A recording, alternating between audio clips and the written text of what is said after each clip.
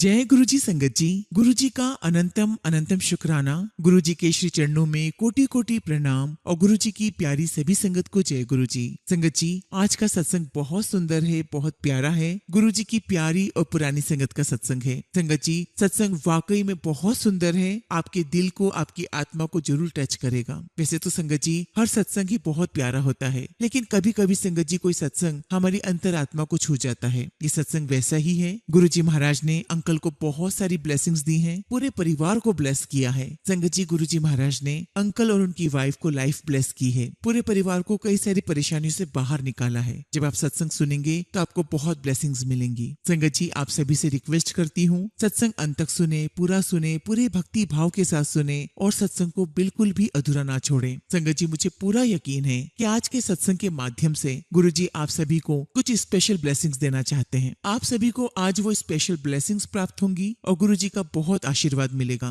संगत जी, अगर आप भी अपना सत्संग शेयर करना चाहते हैं तो सुंदर लिखावट में हिंदी में ईमेल आईडी और व्हाट्सएप पर शेयर कर सकते हैं, और अगर आप चाहें तो ईमेल आईडी और व्हाट्सएप पे टाइप भी कर सकते हैं। तो चलिए संगत जी, सत्संग शुरू करते हैं। संगत जी, आज हम जिनका सत्संग सुनने जा रहे हैं वो गुरु जी की प्यारी और पुरानी संगत योगेश पेसरीचा अंकल का है। जय गुरु जी संगत जी। गुरु जी के चरणों में मेरा नमस्कार और प्यारी साथ संगत जी आपको भी मेरा नमस्कार। संगत जी, आज मैं आपके साथ अपना सत्संग शेयर करने जा रहा हूँ और जो भी गुरु जी महाराज मुझसे बुलवाएंगे मैं वही बोलूंगा। संगत जी, मुझे अपनी माँ के द्वारा गुरु जी के साथ जुड़ने का मौका मिला, क्योंकि संगत जी सबसे पहले मेरी मदर को गुरु जी के यहाँ जाने का मौका मिला। संगत जी, हम गुड़गांव में जलवायु टावर में रहते हैं और वही पास में एक छोटा सा मंदिर था, जहाँ पर 5-6 महिलाओं का एक ग्रुप बना हुआ था, एक मंडली बनी हुई थी। और संगत जी, वो मंडली मंदिर में भजन कीर्तन गाया करती थी। और जब भी संगत जी गुरु जी के बारे में वहाँ बात होती तो सभी महिलाएं कहा करती थी कि वो तो अमीरों के गुरु हैं। और संगत जी, मेरी मम्मी उनको कहा करती थी कि गुरु तो गुरु होते हैं, वो अमीरों के या गरीबों के नहीं होते। एक बार की बात है संगत जी,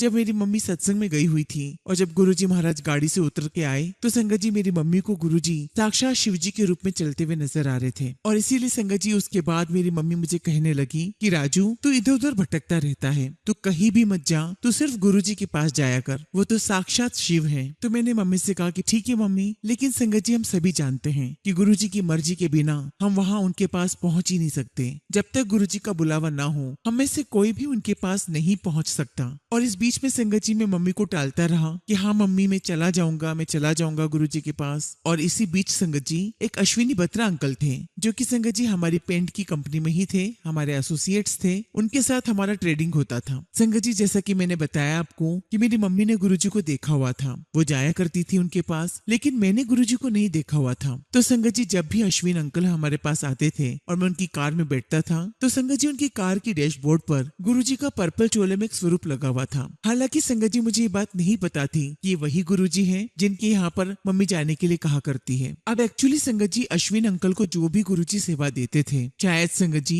वो सेवा मुझे करना लिखी थी। अश्विन अंकल जब भी मेरे पास आते तो मुझसे कहते कि यार, मेरे गुरु जी ने मुझे ये सेवा दी है और मेरे पास ये टाइम नहीं मिल पा रहा है, तो तू मेरा इतना काम कर देना, तू ये लिया ना, तू वो लिया ना, तू ये कर देना। और मैं भी कह देता था कि ठीक है, मैं कर दूंगा। अब संगत जी ऐसे करते करते कुछ महीने निकल गए और एक दिन मेरी मम्मी ने मुझे बहुत फोर्सफुली कहा कि तुम गुरुजी महाराज के पास क्यों नहीं चले जाते हो। संगत जी, मैंने मम्मी से कहा कि ठीक है मम्मी, मैं चला जाता हूँ, आप मुझे एड्रेस समझा दीजिए। संगत जी, बुधवार का दिन था, मैंने अपनी बाइक उठाई और मैं पूछते पूछते एम्पायर स्टेट पहुंच गया। संगत जी, मैंने गेट के बाहर अपनी बाइक लगाई और अभी सोच ही रहा था कि बस मैं अंदर जाता हूँ, और तभी संगत जी मेरे पास एक फोन आ गया और मैं दोबारा बाहर हो गया। और आप बिलीव नहीं करोगे संगत जी, मैं एम्पायर स्टेट की गेट पर ऐसे ही 3.25 महीने तक चक्कर लगाता रहा, लेकिन मैं अंदर दरबार तक नहीं पहुंच पाया। अब संगत जी उसके पीछे रीजन बहुत सारे थे, लेकिन संगत जी मूलभूत कारण तो ये है कि जब तक गुरुजी महाराज की मर्जी नहीं थी मेरी वहां पर एंट्री नहीं हो पाई। और फिर संगत जी वो दिन आया जब गुरुजी महाराज ने मुझे अपने दरबार में बुला लिया। संगत जी, मैंने अपनी बाइक उठाई और वो बुधवार का दिन था और संगत जी मैं एम्पायर स्टेट की गेट पर पहुंच गया। वहां मैंने हॉर्न बजाया और गेट खुल गया। संगत जी, मैंने अपनी गाड़ी को टी पॉइंट पर लगाया और पैदल चलने लगा। संगत जी, जब मैं वहां पहुंचा तो वहां पर उस समय गुरुजी महाराज के ड्राइवर हुआ करते थे, छोटू अंकल। मैंने उनको नमस्ते किया और उनसे पूछा कि यहाँ पर कोई गुरुजी रहते हैं? तो वो कहने लगे कि हाँ रहते तो हैं, लेकिन वो Thursday, Friday, Saturday, Sunday Sunday को 6:30 बजे मिलते हैं, आप कल आना। तो मैंने कहा ठीक है। और संगत जी नेक्स्ट डे गुरुवार के दिन मैं अपनी मम्मी के साथ गुरुजी के दरबार पहुंचा और गुरुजी महाराज की कृपा हम पर हो गई। संगत जी हम दरबार में गए और जैसे सभी संगत कर रहे थे हमने भी वही किया। हमने अपने जूते चप्पल बाहर रखे, अपने हाथ धोए और हम दरबार में आ गए। और संगत जी वहां आकर हम लोग लाइन में लग गए और बाकी संगत की तरह संगत जी हम भी गुरुजी को मत्था टेक कर बैठ गए। संगत जी वहां पर गुरबानी चल रही थी और जैसे जैसे सेवादार हमें बोलते गए हम करते रहे। हमने वहां पर जल प्रसाद लिया, चाय प्रसाद लिया। बहुत बहुत सूदिंग एटमॉस्फेयर था, बहुत सुकून और शांति थी। अब संगत जी 7:30 के करीब वहां पर चटाइयां बिछने लगी तो मेरे पास में एक आंटी बैठी हुई थी। उन्होंने मुझे बताया कि अभी लंगर होगा, सबको लंगर प्रसाद लेना है। और संगत जी सभी लोग आमने सामने की तरफ टर्न होकर बैठ गए। संगत जी हमने भी लंगर किया जो कि संगत जी बहुत बहुत डिवाइन लंगर था। लंगर करने के बाद संगत जी हमने गुरुजी महाराज को मत्था टेका, उनसे आज्ञा ली और हम लोग बाहर आ गए। और संगत जी हम लोग जब घर जाने लगे तो रास्ते में मुझे इस बात का एहसास हुआ कि जब मैं गुरुजी महाराज के दरबार में आया था तब मेरे दिमाग में 10 बातें चल रही थी, लेकिन जब मैं गुरुजी के दरबार में बैठा तो मन बहुत रिलैक्स हो गया, बहुत शांति मिल गई। मन में कोई विचार थे ही नहीं, बहुत सूदिंग लग रहा था। और उसके बाद संगत जी हमारा गुरुजी महाराज के पास रेगुलर जाना शुरू हो गया और धीरे धीरे संगत जी गुरुजी महाराज हमें अपने से जोड़ते चले गए और हमारे पूरे परिवार को गुरुजी ने ब्लेस किया। और उसके बाद तो संगत जी हमारे घर में जो भी सेलिब्रेशन होता हम गुरुजी के पास जाना ही पसंद करते। इवन संगत जी घर के बच्चे भी यही कहा करते थे कि गुरुजी के पास जाकर सेलिब्रेशन करेंगे। एक्चुअली संगत जी गुरुजी महाराज से हमारा इतना जुड़ा हो गया था कि हमें गुरुजी महाराज के अलावा कोई और दिखता ही नहीं था। संगत जी गुरुजी महाराज के साथ जुड़ने से पहले मैं बहुत अंधविश्वासी था, मैं बहुत सारे वहमों में पड़ा हुआ था और संगत जी में अलग अलग मंदिर जाता था, ज्योतिषियों के पास जाता था। लेकिन जब मैं गुरुजी महाराज के साथ जुड़ा संगत जी, गुरुजी ने मुझे धीरे धीरे इतना स्मूथ करना शुरू कर दिया। गुरुजी महाराज ने मुझे अपने चरणों से लगा लिया और जो संगत जी हमारी गुरुजी में लगन लगी, हमारा मंदिर गुरुद्वारे जाना सब छूट गया। अब इस बीच संगत जी मेरे पापा को स्ट्रोक आया और डॉक्टर ने कहा कि इनको ठीक होने में काफी समय लग जाएगा। और तब तक संगत जी हमारा गुरुजी के साथ इतना जुड़ाव था कि हमें लगता था कि जो भी हो रहा है वो गुरुजी की कृपा से ही हो रहा है। और फिर संगत जी पापा को हॉस्पिटल से डिस्चार्ज मिला, हम पापा को घर लेकर आ गए और गुरुजी महाराज ने इतनी कृपा बनाए रखी संगत जी कि उनके दरबार में जाने का हमारा जो रूटीन था वो कभी टूटने नहीं दिया। और संगत जी हम गुरुजी के पास जाते रहे। अब संगत जी इस बीच में मेरे पापा बेड रिडन हो गए। अब संगत जी हमारे जान पहचान वालों को पता था कि हम गुरुजी के यहाँ जाते हैं, तो संगत जी वो सभी लोग कहने लगे कि अरे तुम तो गुरुजी को बहुत मानते हो और यहाँ तुम्हारे पापा बेड रिडन हो गए हैं, तो फिर तुम्हारा गुरुजी के ऊपर ऐसा कैसा विश्वास है। तो संगत जी हमने कहा कि हमारा हमारे गुरु के प्रति पूरा विश्वास है और हमें ये भी पता है कि गुरुजी महाराज मेरे पापा के कर्म काट रहे हैं और जिस दिन पापा के कर्म पूरे कट जाएंगे उस दिन गुरुजी मेरे पापा को अपने चरणों में ले लेंगे। और संगत जी वही बात हुई। संगत जी 4.5 साल के बाद गुरुवार का दिन था और संगत जी 2-3 दिन से मेरे मन में आ रहा था कि मैं गुरुजी के मंदिर जाकर वहाँ से गुरुजी का जल प्रसाद लेकर आऊं और पापा को दूं। संगत जी मैं गुरुवार के दिन दोपहर को 2:30 बजे पहुंच गया और वहाँ पर सेवादार अंकल खड़े थे, तो उन्होंने मुझे देखकर कहा कि हाँ भाई आज तू इतनी जल्दी कैसे आ गया। तो मैंने उनसे कहा कि पापा की तबीयत खराब है और मैं उनके लिए जल प्रसाद लेने आया हूँ। और संगत जी उन्होंने अंदर से गुरुजी का भोग लगा हुआ जल प्रसाद लाकर दे दिया। और संगत जी सबसे बड़ा आश्चर्य तो ये है कि जब मैं वापस अपने घर के लिए निकला तो मैं अपना रास्ता भूल गया, जबकि संगत जी मैं इतने सालों से गुरुजी महाराज के पास आना जाना कर रहा था। और संगत जी मैं रास्ता भटकते भटकते फरीदाबाद के बंदवाड़ी के पास पहुंच गया। संगत जी मैं जैसे तैसे घर पहुंचा और घर पहुंचते ही मैंने मम्मी से कहा कि मम्मी पापा को जल प्रसाद पिला दो, मैं एम्पायर स्टेट से लेकर आया हूँ। और संगत जी मैंने ये भी कहा मम्मी को कि मम्मी पापा काफी वीक लग रहे हैं, तो मैं ऐसा करता हूँ कि पास के हॉस्पिटल से एम्बुलेंस ले आता हूँ, हम पापा को हॉस्पिटल दिखा देते हैं। संगत जी जब तक मेरी मम्मी ने पापा को जल प्रसाद पिलाया मैं अपने घर के पास में एक जो हॉस्पिटल था मैं वहाँ पर एम्बुलेंस लेने पहुंचा। और तब तक संगत जी मेरी मम्मी का मेरे पास फोन आ गया कि बेटा पापा ने तो मुंह फेर लिया है। तो मैंने अपनी मम्मी से कहा कि मम्मी ऐसा मत बोलो, मैं बस अभी एम्बुलेंस लेकर आ रहा हूँ। संगत जी मैं फटाफट डॉक्टर को लेकर अपने घर पहुंचा, लेकिन तब तक संगत जी गुरुजी महाराज ने मेरे पापा को मोक्ष दे दिया था। गुरुजी ने मेरे पापा को अपने चरणों में ले लिया था। संगत जी हमने जैसे ही गुरुजी महाराज का जल प्रसाद पापा को पिलाया था उसके 2-4 मिनट बाद ही उनका मोक्ष हो गया था। अब संगत जी मेरे पापा के जाने के बाद मेरी मम्मी बहुत ज्यादा डिप्रेशन में चली गई। और जब संगत जी कोई व्यक्ति डिप्रेशन में होता है तो बहुत सारे शरीर में कुछ ऐसे सिम्टम्स होते हैं जिन्हें देखकर लोग कहते हैं कि अरे इन्हें कुछ हो गया है या इनके ऊपर कोई आ गया है। और संगत जी मेरी मम्मी को भी कुछ ऐसा ही लगने लगा कि मुझे बहुत सारी आवाजें आ रही हैं और मुझे किसी ने कुछ कर दिया है। और फिर संगत जी किसी ने हमें कहा कि आप इन सब चक्करों में मत पड़ो, आप तो मेडिकली इनका ट्रीटमेंट करवाओ। और संगत जी उन्होंने हमें बताया भी कि विमेंस करके एक हॉस्पिटल हॉस्पिटल है, आप अपनी मम्मी को वहाँ पर ले जाओ। और संगत जी मेरी मम्मी का वहाँ पर 1.5 महीने तक इलाज चला। और इस बीच में संगत जी गुरुजी महाराज की जो मंदिर में मेरी सेवा होती है वो भी मैं रेगुलर करता रहा। संगत जी मेरी मम्मी की जो प्रॉब्लम थी उसे स्किज़ोफ्रेनिया कहते हैं। और संगत जी वो प्रॉब्लम मम्मी को बहुत सीवियर थी। और संगत जी उस प्रॉब्लम में लोग 2-2 साल तक ठीक नहीं होते। लेकिन संगत जी गुरुजी महाराज ने हमारे ऊपर बहुत बहुत कृपा की। गुरुजी महाराज ने मम्मी पर बहुत कृपा की। संगत जी गुरुजी के आशीर्वाद से मम्मी 1.5 महीने में 90% ठीक हो गई थी। और उसके बाद संगत जी आज तक गुरुजी महाराज की कृपा से सब कुछ अच्छा है। अब संगत जी 2017 की बात थी। गुरुजी महाराज का जन्मदिन था और संगत जी में सेवा के लिए मंदिर जा रहा था। साथ में और भी सेवादार थे। तो उन्होंने मुझसे कहा कि तुम अभी गाड़ी में पीछे लेट जाओ, वहाँ मंदिर में देखेंगे, अगर तुम्हारी तबीयत ठीक रही तो तुम सेवा करना, वरना मत करना। संगत जी जब मैं बड़े मंदिर पहुंचा तो मेरी तबीयत तो और ज्यादा खराब हो गई। संगत जी फिर मैंने सेवादारों से कहा कि मैं सीधे घर जा रहा हूँ, मैं नहीं रुक पाऊंगा। संगत जी इतनी बुरी हालत हो गई थी कि मुझे नहीं पता कि मैं बड़े मंदिर से अपने घर तक कैसे पहुंच गया। और घर पहुंचते पहुंचते मेरी तबीयत बहुत ज्यादा खराब हो गई। संगत जी रात भर मेरे परिवार वाले मुझे लेकर बैठे रहे। और जब संगत जी मुझे थोड़ा सा ठीक लगने लगा तो मैंने घर वालों से कहा कि ठीक है, अब डॉक्टर के पास चलते हैं। संगत जी जब मैं हॉस्पिटल पहुंचा डॉक्टर के पास तो व्हील चेयर पर गया था। तो डॉक्टर ने मेरी वाइफ से पूछा कि इनको व्हील चेयर पर क्यों लेकर आए हो। तो मेरी वाइफ कहने लगी कि इनको काफी कमजोरी हो गई है, कल रात में इनको वॉमिटिंग भी हुई है, चक्कर भी आ रहे हैं और इनको शुगर भी है। और इतना सुनते ही संगत जी डॉक्टर ने अपना लैपटॉप बंद कर दिया और मेरी वाइफ से कहने लगे कि आप इनको किसी बड़े हॉस्पिटल लेकर जाओ। तो संगत जी हमने उनसे कहा कि डॉक्टर हम बहुत परेशानी में यहाँ पर आए हैं, कम से कम आप हमें फर्स्ट एड तो दो।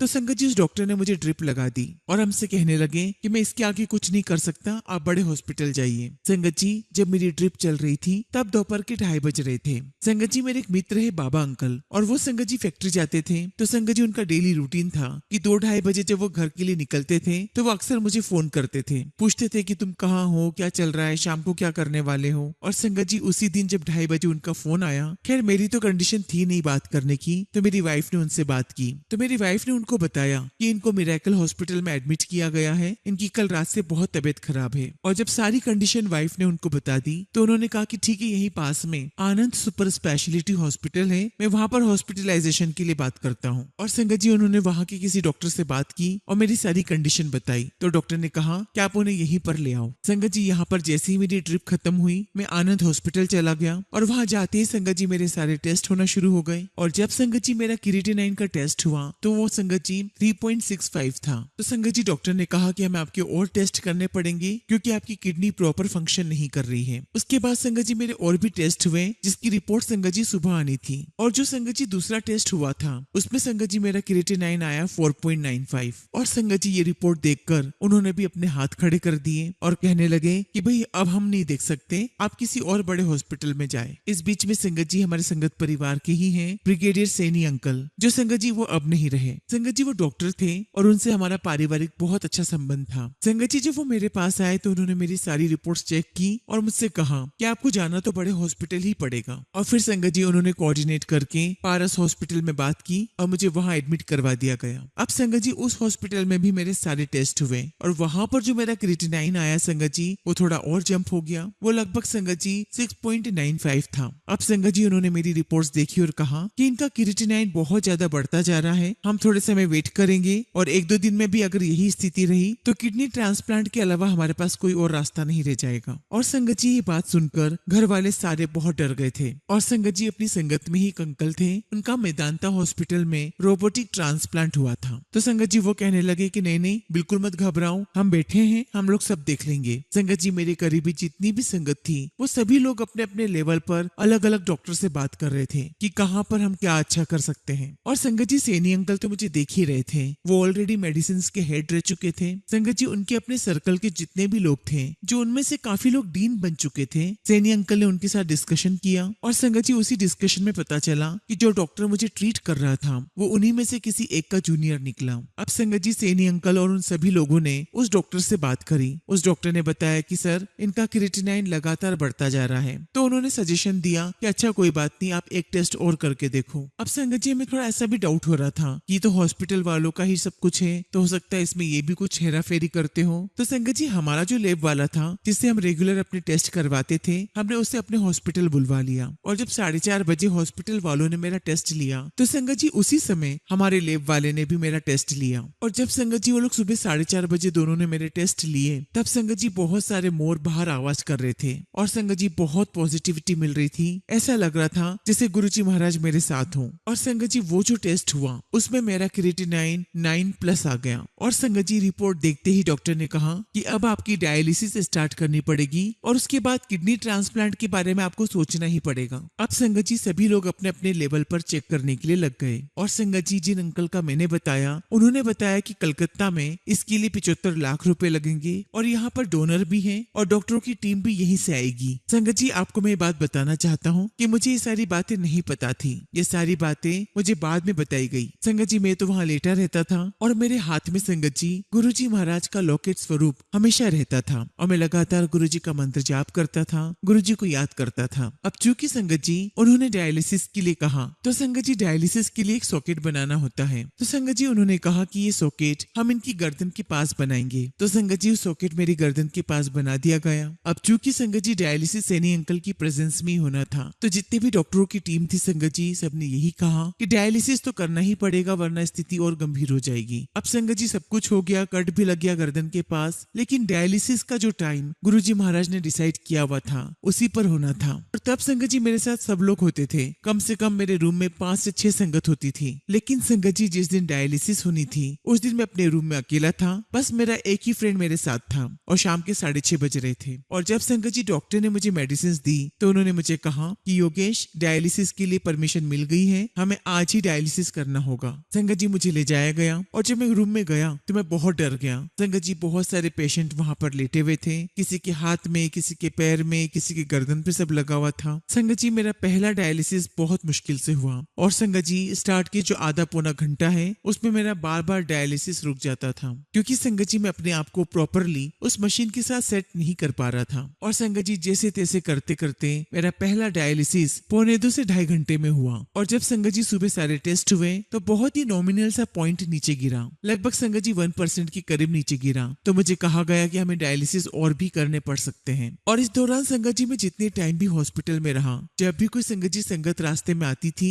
तो वो मेरे लिए गुरुजी का लंगर प्रसाद, जल प्रसाद जरूर लेकर आते थे। और संगत जी मुझे 7:30 के बाद कुछ भी खाना अलाउड नहीं था, मेरे ड्रिप लग जाया करते थे। और जबकि संगत जी मेरे लिए लंगर आता था 10:30 से 11:30 के बीच में। और संगत जी बस मैं तो गुरुजी महाराज का नाम लेता और पूरा लंगर कर लेता। और संगत जी गुरुजी की जो कृपा है वो गुरबानी, लंगर और विश्वास इन तीनों पर टिकी है। अब संगत जी 2 दिन के बाद जब मेरा दूसरा डायलिसिस हुआ, संगत जी गुरुजी महाराज की मुझ पर इतनी कृपा हुई कि जो मेरा क्रिएटिनाइन 9.69 था वो सीधा संगत जी ड्रॉप ऑफ करके 1.35 आ गया। और जिस दिन संगत जी ये हुआ उसके एक दिन पहले सभी लोग मेरे कमरे में थे, संगत भी बैठी हुई थी और गुरबानी चल रही थी। और गुरबानी सुनते सुनते संगत जी मेरी आंख लग गई थी। और संगत जी मेरे सबकॉन्शियस माइंड में मुझे ऐसा लग रहा था कि जैसे गुरुजी महाराज मेरे साइड में खड़े हैं और मेरे सर पर हाथ फेर रहे हैं। और मैं गुरुजी से कह रहा हूँ कि गुरुजी एक बार और फेर दो हाथ। और संगत जी इंसिडेंट एक दिन पहले का है जब मेरा सेकेंड डायलिसिस हुआ। और जब संगत जी मेरा क्रिएटिनाइन 1.35 आ गया जो कि 1.5 नॉर्मल है, उससे भी नीचे। संगत जी 2017 की बात है और गुरुजी महाराज की कृपा से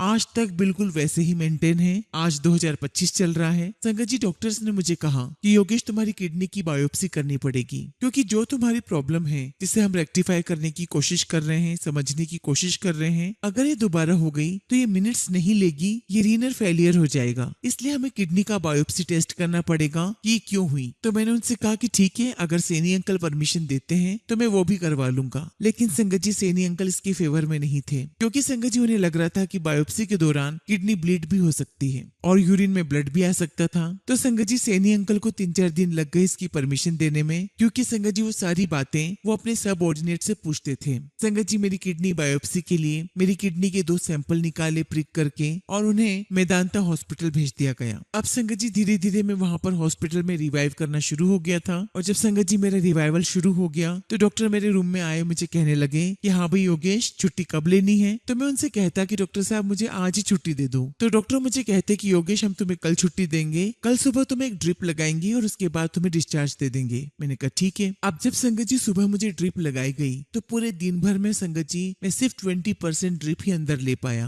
क्योंकि संगत जी 10 मिनट तक जब वो ड्रिप चलती तो मुझे पूरी वेन्स में ऐसा लगने लगता कि जैसे आग लग रही है और मैं ड्रिप बंद करवा देता था। अब जब संगत जी शाम को 5-5:30 बजे डॉक्टर आए तो मुझे कहने लगे कि हाँ भाई छुट्टी नहीं हुई तुम्हारी। तो मैंने कहा कि डॉक्टर साहब देखो कैसी ड्रिप लगा दी है, मैं इस ड्रिप को तो 20% भी अपने अंदर नहीं ले पाया हूँ, अभी भी 3/4 बची हुई है। संगत जी डॉक्टर साहब ने नर्स से कहा कि ड्रिप हटा दो और मुझसे कहने लगे कि हाँ भाई छुट्टी दे दे तुम्हें। तो मैंने कहा हाँ जी डॉक्टर मुझे छुट्टी दे दो। संगत जी गुरुजी महाराज की कृपा से आधे पौने घंटे के अंदर मेरा सारा डिस्चार्ज बनाकर मुझे वहां से डिस्चार्ज कर दिया गया और लगभग संगत जी 8-8:30 बजे मैं डिस्चार्ज लेकर अपने घर आ गया गुरुजी को थैंक यू करता हुआ। संगत जी डॉक्टर ने मुझे ये भी कहा कि तुम्हें हफ्ते भर बाद वापस आना पड़ेगा अपनी रिपोर्ट्स देखने के लिए और दवाइयों के लिए। एक हफ्ते के बाद गया संगत जी, तब तक रिपोर्ट्स नहीं आई थी तो डॉक्टर ने मुझे अगले हफ्ते के लिए और दवाइयां दे दी। और जब संगत जी मैं अगले हफ्ते गया तो मैंने पूछा डॉक्टर साहब से कि डॉक्टर साहब क्या पोजीशन है मेरी, अब मुझे कब आना है। तो संगत जी डॉक्टर मुझे कहते हैं अरे योगेश लड्डू खिला तू मेरे को, लड्डू खिला,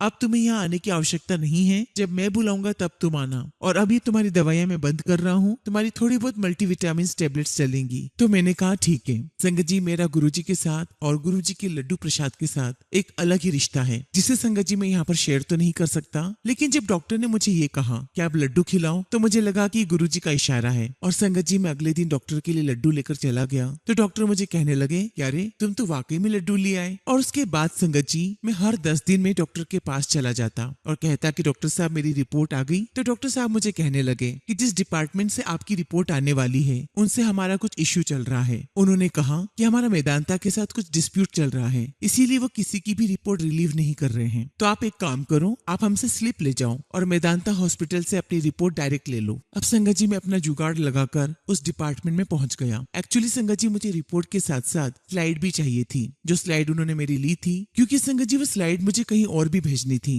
अब संगत जी उस डिपार्टमेंट में सब कुछ ओके हो गया, हमें रिपोर्ट मिलने ही वाली थी तो हमें पता चला कि डॉक्टर ने मना कर दिया है और कहा है कि हमें एक दिन और चाहिए, हम रिपोर्ट्स कल देंगे। मैंने कहा चलो ठीक है कल ले लेंगे। अब जब संगत जी मैं 2 दिन के बाद गया और जब उन्होंने मुझे रिपोर्ट दी, मैंने अपनी किडनी बायोप्सी की जब रिपोर्ट देखी तो उस पर लिखा हुआ था kidney biopsy after kidney transplant. और जबकि संगत जी मेरा ट्रांसप्लांट नहीं हुआ था, संगत जी मेरा ट्रांसप्लांट फिजिकली नहीं हुआ था, डॉक्टर्स ने नहीं किया था। संगत जी ये तो गुरुजी मेरी किडनी रिवाइव कर गए, मेरा ट्रांसप्लांट गुरुजी कर गए। संगत जी मैं अपनी सारी रिपोर्ट्स वहीं छोड़कर आ गया। मेरी मेडिकल इंश्योरेंस फेल हो गई थी, मैंने ही सारा पे किया था। संगत जी मैंने वहाँ गुरुजी महाराज से एक ही अरदास लगाई कि गुरुजी मुझे कोई पैसा नहीं चाहिए मेडिकल का, मेरी इंश्योरेंस की EMI हमेशा जाती रहे, लेकिन कभी किसी की लाइफ में वो पल ना आए कि मेडिकल उसे लेना पड़े, ये इंश्योरेंस उसे लेना पड़े। और उस दिन के बाद से संगत जी ना तो मैं मेदांता हॉस्पिटल गया, ना मैंने अपनी रिपोर्ट्स उठाई, ना उस तरफ कभी मैंने मुंह करके देखा। और आज भी संगत जी गुरुजी महाराज की कृपा से मैं जब भी अपना चेकअप 6 महीने या साल भर में करवाता हूँ, मेरा क्रिएटिनाइन उतना ही आता है जो पहले दिन गुरुजी महाराज ने मेरा कर दिया था 1.35। संगत जी इससे ज्यादा कभी नहीं आया। ये सब कुछ गुरुजी महाराज ने किया है। डॉक्टर्स ने अपना काम किया, गुरुजी महाराज ने अपना काम किया। संगत जी गुरुजी महाराज ने इतनी मेहर मुझ पर बरसाई है कि मेरे पास शब्द नहीं है उसे बयान करने के लिए। शुक्राना गुरुजी, आपका लख लख शुक्राना, आपका अनंतम अनंतम शुक्राना। संगत जी अब मैं आपके साथ अपनी बिटिया नंदिनी का सत्संग शेयर करता हूँ जो गुरुजी महाराज ने हमें ब्लेस की है। और जब भी हम गुरुजी के दरबार जाते थे तो मेरा बड़ा बेटा नमन मेरे साथ रहता था। संगत जी मेरा बेटा भी गुरुजी से ब्लेसिंग्स लेता था। फिर बीच में गुरुजी ने कहना शुरू कर दिया कि अब बच्चे नहीं आएंगे, बच्चों को मत लाया करो। फिर संगत जी हम लोग गुरुजी के पास जाते रहे, हमारी जर्नी चलती रही और कुछ सालों के बाद हमारे मन में विचार आया, ये भी गुरुजी ने ही डाला कि हमें एक बच्चा और होना चाहिए। और संगत जी मेरी आंटी ने कंसीव कर लिया। अब जब संगत जी मेरी वाइफ ने कंसीव कर लिया तो हमें बड़ा डर लगा रहता था। उसका कारण ये है संगत जी कि जब मेरे बेटे के कंसीव के समय पर मेरी वाइफ की हालत बहुत खराब हो गई थी और उसे काफी इंजेक्शंस भी लगा करते थे। तो संगत जी जब भी मैं गुरुजी के पास उनको मत्था टेकने जाता तो एक ही अरदास करता कि गुरुजी मेरी वाइफ को पहले बच्चे के समय पर बहुत कॉम्प्लिकेशंस हुई थी, गुरुजी महाराज अब आपको ही उसे देखना है, उस पर अपनी कृपा बरसाना है, आप इतनी कृपा हम पर बरसा रहे हो, उसकी रक्षा करना, सब कुछ सही कर देना। और संगत जी मैं मत्था टेक कर सीढ़ियों के पास बैठ जाया करता था। और 5-6 महीने के बाद संगत जी पता नहीं क्यों मेरे मन में आने लगा कि गुरुजी मुझे बेटी चाहिए। और बस मैं गुरुजी से अरदास करने लगा कि गुरुजी अब आपको ही अपनी बहू और पोती को संभालना है, उसकी रक्षा करनी है। संगत जी जब मेरी वाइफ को 8th मंथ था तो हम बड़े मंदिर गए और जैसे ही सीढ़ियां चढ़ते हैं संगत जी तो वहाँ पर 5-6 संगत ऑलरेडी बैठी हुई थी। संगत जी हमको वही सीढ़ियों पर आगे आगे बिठा दिया गया। पहले मेरी वाइफ बैठी हुई थी, फिर मैं, और फिर संगत जी हमको वहीं पर अबाउट टर्न करवा कर वही लंगर दे दिया गया। और संगत जी हमारा फेस बिल्कुल गुरुजी की तरफ था गुरुजी हमको देख रहे थे। और उस दिन संगत जी बहुत मुश्किल से हमने लंगर किया।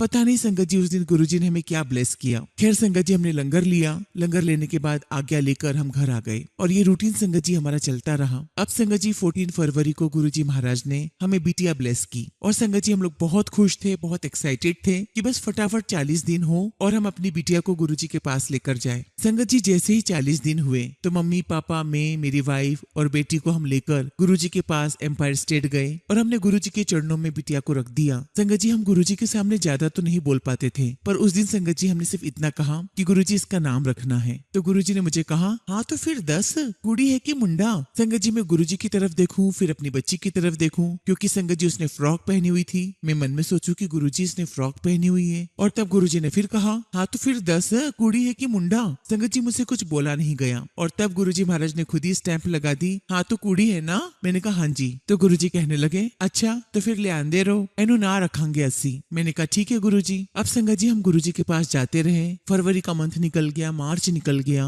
और संगत हमें कहती भी थी कि जब गुरुजी ने मना किया है बच्चे लाने के लिए तो आप क्यों लेकर आते हो। तो मेरी मम्मी ने कहा कि गुरुजी ने तो हमें कहा है इसे लाने के लिए, इसलिए हम तो लेकर आएंगे। संगत जी मई का महीना था, सेकेंड लास्ट वीक चल रहा था, मम्मी वगैरह हम सब गए थे। तब संगत जी मैंने मम्मी से कहा कि मम्मी नाम पूछ लो। तो मम्मी मुझे कहने लगी कि अभी रुक जा, अभी नहीं पूछते हैं। मैंने कहा ठीक है। अब जब संगत जी मैं और मम्मी आज्ञा लेने के लिए गुरुजी के पास मत्था टेकने गए तो पता नहीं संगत जी मेरे मन में क्या आया। मैंने गुरुजी से कह दिया कि गुरुजी आपने कहा था ना बिटिया का नाम रखना है। संगत जी गुरुजी कभी उधर देखे कभी उधर देखे, हमारी तरफ देखे ही ना ठीक से। उस दिन गुरुजी बड़े ओखे भी लग रहे थे। एक तरफ मेनका गांधी बैठी हुई थी, गुरुजी कभी उससे बात करने लग जाए। मैंने 2-3 बार पूछा गुरुजी से और संगत जी चौथी बार गुरुजी ने हमें बहुत तेजी से डांटा और कहा एक चांस और लो फिर रखेंगे। अब संगत जी हमें समझ ही नहीं आ रहा था कि एक चांस और लो। खैर संगत जी मैंने गुरुजी को मत्था टेका और मेरे सिर पर फूल लग गए और उसे मैंने गुरुजी का आशीर्वाद समझा। मैंने उसमें से कुछ फूल अपनी वाइफ को दिए, कुछ मैंने रखे और हम लोग बाहर आ गए। और बाहर आकर संगत जी मेरी वाइफ बड़ी रुआसी हो गई, उसे बहुत रोना आ रहा था। तो वहाँ खड़ी संगत ने कहा कि अरे भाई गुरुजी ने आपको नहीं डांटा है, गुरुजी ने आपके बुरे कर्मों को डांटा है जो आपके किसी आड़े आ रहे हैं। गुरुजी ने अगर डांटा है तो तुम्हारे अच्छे के लिए डांटा है, तुम्हारे कर्म ही काटे हैं गुरुजी ने। जैसा कि मैंने बताया संगत जी की ये मई महीने का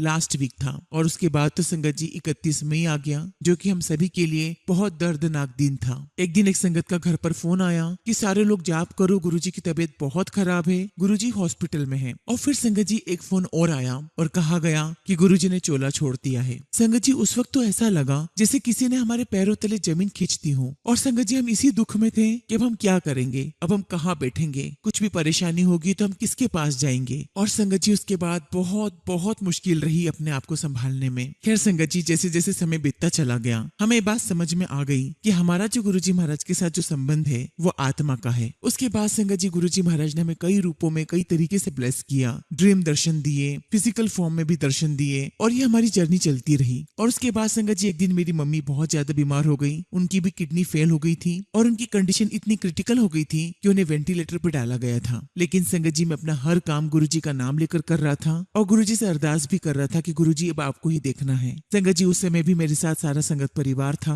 संगत जी कोई ना कोई संगत बड़े मंदिर से मेरी मम्मी के लिए जल प्रसाद लेकर आता था और संगत जी गुरुजी के आशीर्वाद से धीरे धीरे मम्मी को वेंटिलेटर से हटा दिया गया और मम्मी की बहुत अच्छी रिकवरी हुई और हमें डिस्चार्ज दे दिया गया। और आज संगत जी मेरी मम्मी बिल्कुल ठीक है, गुरुजी महाराज के आशीर्वाद से उन्हें कुछ भी प्रॉब्लम नहीं है। संगत जी गुरुजी महाराज की मुझ पर, मेरे पूरे परिवार पर बहुत बहुत कृपा है। आज भी संगत जी हम गुरुजी महाराज के चरणों में बैठे हैं, उन्हीं की छत्र छाया में बैठे हैं, उन्हीं के आशीर्वाद से हमारे सब काम हो रहे हैं। और मैं गुरुजी की ब्लेसिंग्स के लिए, उनके आशीर्वाद के लिए मैं उन्हें जितना भी शुक्राना करूं उतना ही कम है। शुक्राना गुरुजी, आपका लख लख शुक्राना, आपका लख लख शुक्राना। इसी के साथ संगत जी मैं अपने शब्दों को विराम देता हूं और जब भी मुझे कभी मौका मिलेगा मैं अपना अगला शुक्राना सत्संग आप सभी के साथ जरूर करूंगा। जय गुरुजी, शुक्राना गुरुजी। संगत जी अगला सत्संग हम कविता आंटी का सुनेंगे और आंटी ने अपना सत्संग हमें ईमेल के थ्रू सेंड किया है। जय गुरुजी, शुक्राना गुरुजी, सारी संगत को जय गुरुजी। ओम नमः शिवाय, शिवजी सदा सहाय। ओम नमः शिवाय, गुरुजी सदा सहाय।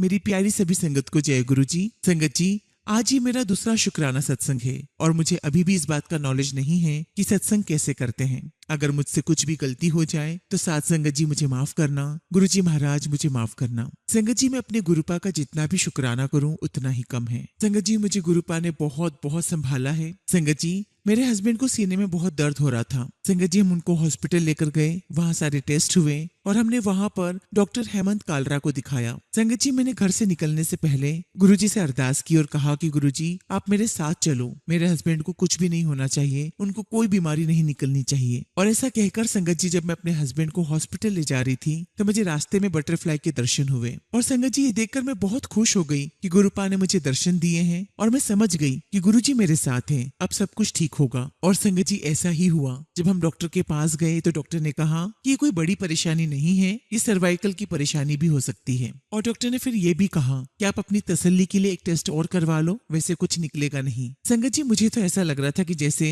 डॉक्टर के रूप में गुरुजी ही बात कर रहे हो। उन्होंने हमें इतने प्यार से समझाया और मुझे पूरा यकीन है गुरुजी महाराज वो डॉक्टर आप ही थे। शुक्राना गुरुजी, आपका लख लख शुक्राना। संगत जी, गुरुजी महाराज ने हमें एक पिता बनकर संभाला है, हमारे दुखों का खात्मा किया है। संगत जी, गुरुजी महाराज की बड़ी कृपा है हम पर और मैं गुरुजी से अरदास करती हूँ कि गुरुजी आपकी कृपा मेरे पूरे परिवार पर बनी रहे। मेरी 2 बेटियां हैं, गुरुजी आप उन्हें अपना आशीर्वाद दें ताकि वो पढ़ लिख कर कुछ अच्छा इंसान बने। गुरुजी महाराज, मेरे भाई भाभी की भी कुछ समस्या चल रही है, आप उन्हें भी आशीर्वाद दें और उनकी परेशानी को खत्म करें। गुरुजी महाराज, आपसे एक ही अरदास करती हूँ कि गुरुजी हमने HDFC बैंक में जो लोन के लिए अप्लाई किया है वो लोन हमारा सैंक्शन हो जाए और मेरे हस्बैंड की सैलरी बढ़ जाए ताकि हम आसानी से लोन की EMI चुका सकें। गुरुजी आप हमें हर परेशानी, हर लड़ाई झगड़े से दूर रखना, अपना आशीर्वाद हम सब पर बनाना। गुरुजी आप आशीर्वाद दें कि मुझे मेरे परिवार के हर सदस्य का प्यार मिले, पति का प्यार मिले, सासू माँ का प्यार मिले, देवर देवरानी का प्यार मिले, घर के हर सदस्य का मुझे प्यार मिले,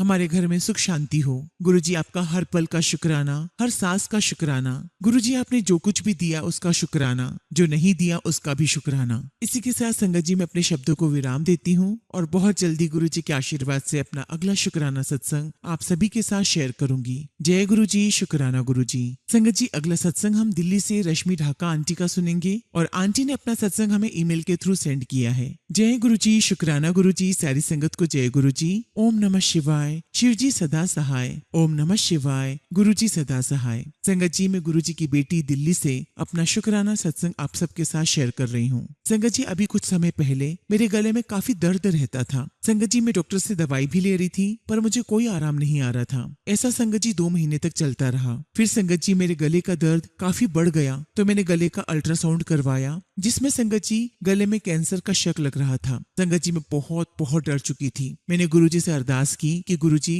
प्लीज मेरी रिपोर्ट में कुछ भी ना आए। संगत जी, जब मैं FNAC करवाने गई तो मैंने गुरुजी को साथ चलने को कहा। एक्चुअली संगत जी FNAC का मतलब होता है फाइन नीडल एस्पिरेशन साइटोलॉजी। ये एक मेडिकल प्रोसेस होती है संगत जी, जिसमें संगत जी हम पतली सी नीडल के माध्यम से लंप या मांस में से सेल कलेक्ट करते हैं और उसको माइक्रोस्कोप में एग्जामिन करते हैं और ये देखते हैं कि सेल कैंसरस है या नहीं। अब संगत जी FNAC की जो रिपोर्ट है वो 2 दिन बाद आई और गुरुजी महाराज की कृपा से संगत जी मेरी रिपोर्ट बिल्कुल नॉर्मल आई। जय गुरुजी, शुक्राना गुरुजी, लख लख शुक्राना गुरुजी। संगत जी उस रिपोर्ट में सिर्फ इन्फ्लेमेशन की शिकायत थी। संगत जी मेरी 15 दिन तक दवाइयां चली, उसके बाद मैं बिल्कुल ठीक हो गई। और संगत जी मैंने गुरुजी का बहुत शुक्राना किया। शुक्राना गुरुजी, आपका अनंतम शुक्राना मेरे मालिक, आपका अनंतम शुक्राना मेरे बुरे कर्मों को थोड़े में काटने के लिए लख लख शुक्राना। इसी के साथ संगत जी मैं अपने शब्दों को विराम देती हूँ। हालांकि संगत जी अभी मेरे और भी सत्संग हैं जिन्हें मैं गुरुजी की आज्ञा से आप सभी के साथ नेक्स्ट टाइम शेयर करूंगी। जय गुरुजी, शुक्राना गुरुजी। ओम नमः शिवाय। शिवजी सदा सहाय। ओम नमः शिवाय। गुरुजी सदा सहाय।